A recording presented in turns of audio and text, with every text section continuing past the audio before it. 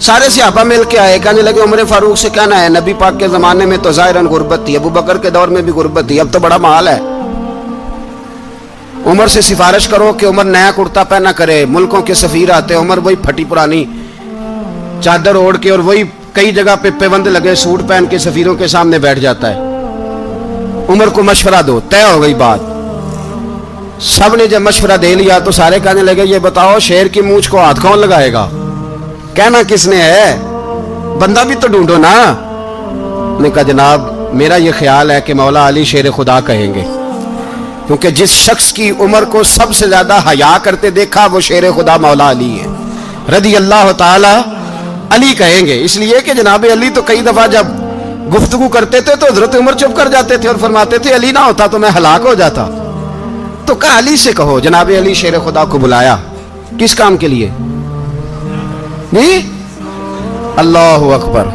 ये जरा अपने इस दौर पे इस बात को जरा लगा जनाब उनसे कहें कि ज्यादा नहीं, एक कुर्ता नया पहन ले। सफीर आते हैं, वजीर आते हैं तो एक कुर्ता नया पहन ले। हजरत अली को बुलाया। आप फरमाने लगे कोई और बात होती तो मैं कह देता, ये वाली मैं नहीं कह सकता। कोई और होती तो मैं उमर को कई दफा कह देता हूं, जलाल में भी तो सुन, ये वाली मैं नहीं कह सकता। मैं तुम्हें एक मशवरा देता हूं। कहा वो क्या? कहने लगे सैयदा आयशा सिद्दीका से कहो, वो मोमिनों की माँ है, उमर टालेगा नहीं। अम्मा जी से जाके कहा अम्मा जी नया कुर्ता उमर से कहीं पहन लें, वजीर आते हैं बड़े बड़े लोग, तो चलो कोई अर्ज नहीं। अम्मा जी ने कहा अच्छा कोई बात नहीं मैं बुला लेती हूँ। जनाबे आयशा ने पैगाम भेजा। जब खादम ने कहा ना मुस्तफा के घर से पैगाम आया है, तो 20 लोग बैठे थे। उमर कांपते हुए उठे, कांपते दौड़े। हजरत आयशा पर्दे में थी तो फरमाती है उमर अत्ताहियात की हालत में बैठ गए। कहा अम्मा जी देर तो नहीं हो गई मुझे आने में? कहा नहीं टाइम पे आ गए हो। किस लिए बुलाया था? कहा उमर देखो गुर्बत के मामलात और होते हैं, जब अल्लाह आसानी दे तो कोई चीज इस्तेमाल करना हराम नहीं होती, अगर हराम है तो बताओ। कहा नहीं अम्मा जी हलाल ही है। तो फरमाया फिर इतने सफीर आते हैं, मुशीर आते हैं, अब तो माले गनीमत बड़ा आता है, ढेर लग जाते हैं मस्जिद में, तो चल एक नया कुर्ता तुम भी पहन लिया करो। और आप नया कुर्ता पहनोगे तो धाक बैठेगी गैरों पर। तो सहाबा का मशवरा है कि आप नया लिबास पहने। अम्मा जी कहती है मैंने हुक्म दिया तो उमर चुप कर गए, गर्दन झुक गई। थोड़ी देर के बाद सैयदना उमर फारूक ने सर उठाया तो दाढ़ी पे आंसू गिर रहे थे, रो पड़े। कहने लगे पाक महबूब की पाक बीवी जैसे हुक्म करती हो मैं हाजिर हूं, पर मुझे वो वाला लिबास पहनाना जो मेरे मुस्तफ़ा ने पसंद फरमाया है। अगर ये रंग रसूल पाक का है तो मैं हाजिर हूं, और अगर नबी पाक का नहीं तो फिर जैसे आप हुक्म करें। जनाब आयशा कहते हैं उमर रोए तो मैं ज्यादा रोई, मेरा पल्लू भीग गया आंसुओं से। मैंने कहा उमर आप जाइए। उमर यूं निकले तो जो सहाबा खड़े थे वो कोने में थे, सारे आ गए। कहा अम्मा जी क्या बनाओ? फरमाया भाई तुम सब जो बातें कहते हो वो अपनी जगह ठीक हैं, पर उमर जो बात करता है वो सबसे ज्यादा ठीक है। उमर जिस पहलू पर बात करता है वो यार ऐसी आजिज़ी, ऐसा रंग, ऐसा अंदाज, ऐसा तर्ज हयात, ऐसी जिंदगी। फिर रंग ये है कि उमर 22 लाख मुरब्बा मील का हुक्मरान, 22 लाख, और खजूर के दरख्त के नीचे मट्टी का ढेला लेके सो गए हैं, परवाह कोई नहीं, कोई मसला ही नहीं। 2 गुलाम साथ बैठे तो एक रोटी हजरत उमर ने घर से मंगवाई, थोड़ा सा सिरका, तो गुलाम कहने लगे हमने भी खानी है। फरमाया कोई अर्ज नहीं, रोटी को पेट भर के खाना जरूरी तो नहीं, 3 हिस्सों में बांट लेते। एक आदमी आया हुआ था मिस्र का रहने वाला मिलने के लिए, उसने पूछा उमर किधर है? तो कहा वो उधर जाओ मस्जिद में बैठे होंगे। और वापस आया तो कहने लगा वहां तो 3 गुलाम बैठे हैं, एक रोटी बांट बांट के खा रहे हैं, लगता है कई दिनों से रोटी नहीं मिली। कहा 3 गुलाम तो कोई नहीं, वहां 2 ही थे, तीसरे तो अमीरुल मोमिनीन थे। उसने कहा नहीं नहीं 3 गुलाम हैं, कपड़े भी एक तरह के पहने हुए, बल्कि 2 के तो फिर सही है, तीसरे के तो ज्यादा माड़े हैं। कपड़े भी एक तरह के, खाना पीना भी एक तरह का, और उनका नशिस्त बर्खास्त भी एक तरह की है, लिहाजा कोई फर्क नहीं। हजरत अबू हुरैरा कहते हैं मैं लेके आया, और जनाब उमर को जब मैंने कच्ची जमीन में तामत समेट बैठे देखा तो मैं रो पड़ा। मैंने उस मिस्र से आने वाले को कहा तू इसके जलवे देख, अगर इसकी जात में इतना हुस्न है तो मोहम्मद अरबी का मकाम क्या होगा। ये मकाम गौर है, मकाम गौर। ایک जंग से ना खुशबू आई, खुशबू बड़ी महंगी होती थी. अरब में खुशबू आज भी बड़ी महंगी है, वो ज्यादा इस्तेमाल करते हैं. मेरी बातों की समझ आ रही है मेरे भाई? बड़ी महंगी खुशबू थी. जब वो खुशबू आई तो हजरत उमर ने कहा, घर में पहले पहुंची हजरत उमर के, चूंकि ज्यादा औरतें इस्तेमाल करती थी घर के अंदर खुशबू, मर्द भी लगाते थे. हजरत उमर ने अपनी बीवी से कहा, आपकी ज़ौजा तो थी वो बड़ी खुशबू को पसंद करती. हजरत उमर ने अपनी ज़ौजा से कहा कि खुशबू लाओ, मैंने एक औरत की ड्यूटी लगाई है, वो खुशबू तोल तोल के ना तो भाई सा बराबर सहाबा में बांट देगी. तो आपकी ज़ौजा कहने लगी, किसी बीबी की ड्यूटी लगाने की क्या जरूरत थी, मैं जो मौजूद थी मैं बांट देती हूं तोल के भाई सा बराबर. आपने फरमाया नहीं तू रहने दे, वो फलानी बीबी बांटेगी. कहा हुजूर मैंने भी बांटनी है, मेरे पे कुछ शक है? आपने फरमाया नहीं, तू तफसील ना पूछ, तू खुशबू दे दे, कोई और बांटेगी. खातूने खाना थी ना, कहने लगी नहीं मुझे भी आज आपको बताना ही पड़ेगा कि कोई जो बांट सकती है तो मैं क्यों नहीं बांट सकती.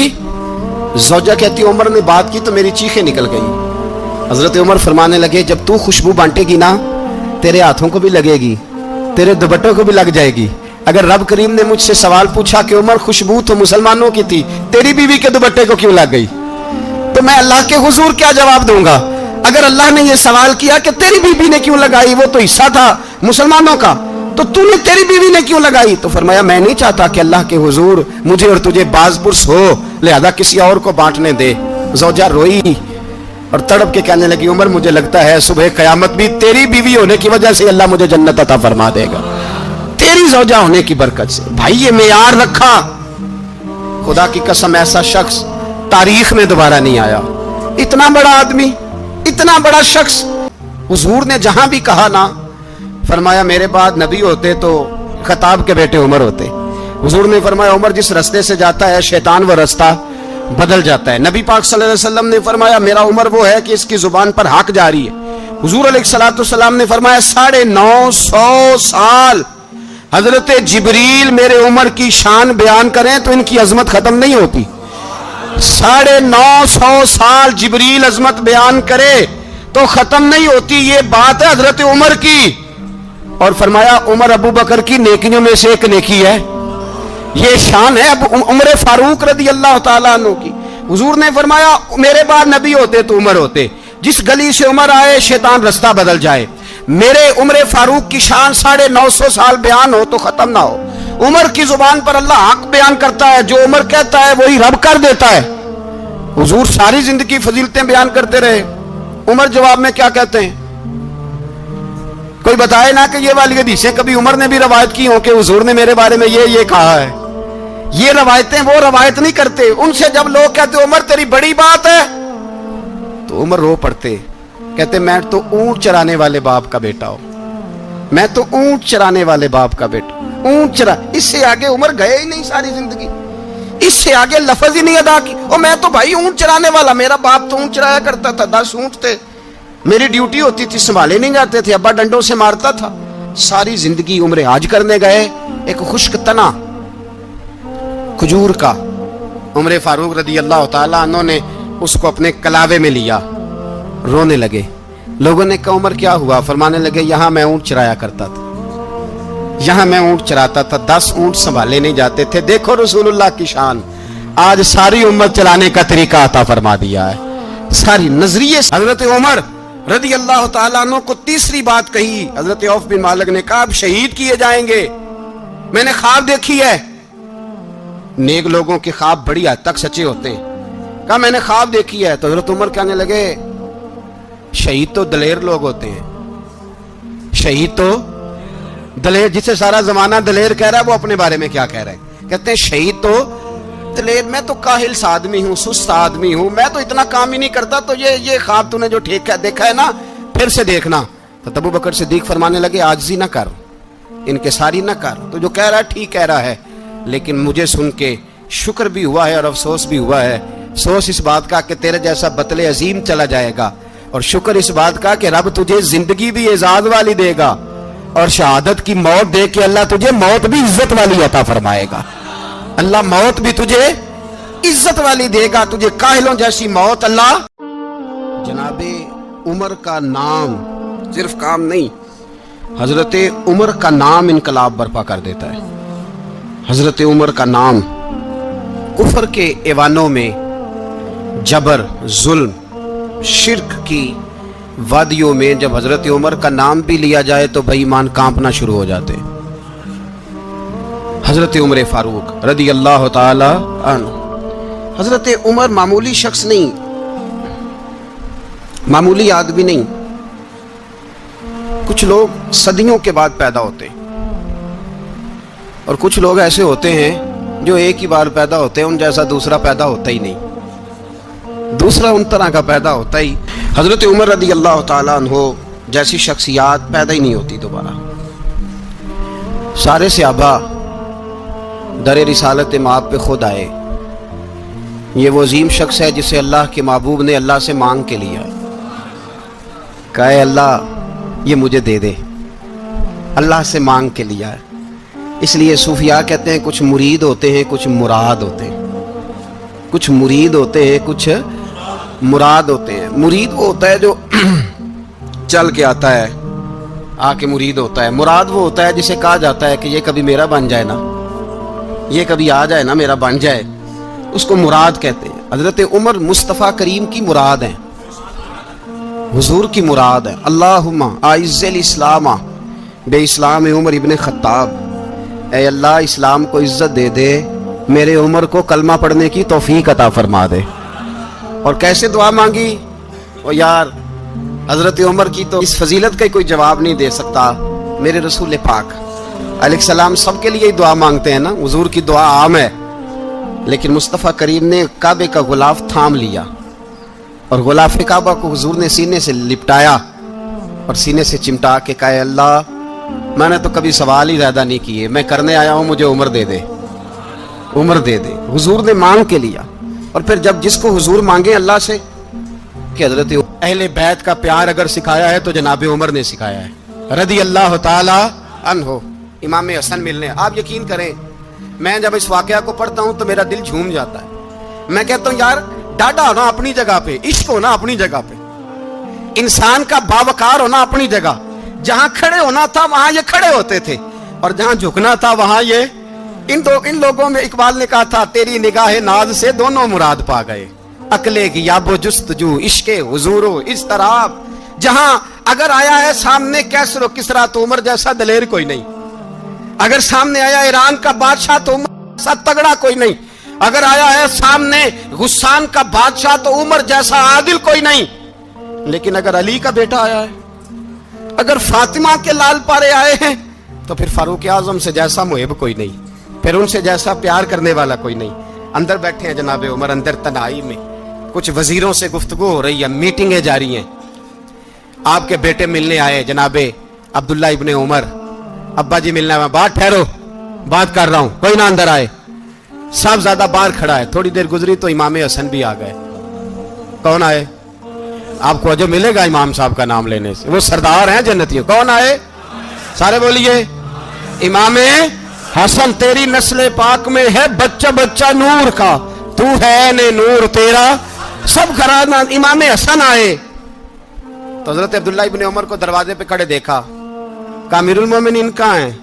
कहने लगे हजरत उमर के बेटे। कहने लगे वो अंदर बैठे, कुछ मीटिंग हो रही है और उन्होंने कहा कोई अंदर ना आए, लेकिन आप जाना चाहें तो चले जाएं, आप जाना चाहें तो, तेरी नस्ल पाक में है बच्चा बच्चा नूर, आप जाना चाहें तो चले जाएं। तो उन्होंने कहा जब आप बाहर खड़े हैं तो मुझे कोई इतना जरूरी काम नहीं, और अभी जोर की नमाज थोड़ी देर में होगी, मैं मस्जिद में मिल लूंगा अमीरुल मोमिनीन से। ये बात कह के इमाम हसन चले गए। यार इतनी बड़ी बात नहीं थी, इतनी बड़ी बात नहीं थी। तो मेरे उस्तादों का बेटा भी आया तो कहा ठीक है जी, वो सोए हुए हैं, तो कोई गर्ज नहीं यार, मैं ठहर के आ जाऊंगा, कोई बड़ी बात नहीं थी। देखा जाए तो बड़ी बात नहीं थी, पर बात बहुत बड़ी थी, इसलिए कि ये खाली हसन नहीं, ये हसन इब्ने अली है, ये हजरत फातिमा के लख्त जिगर। हजरत उमर बाहर निकले, अब्दुल्ला इब्ने उमर से पूछा कोई आया तो नहीं?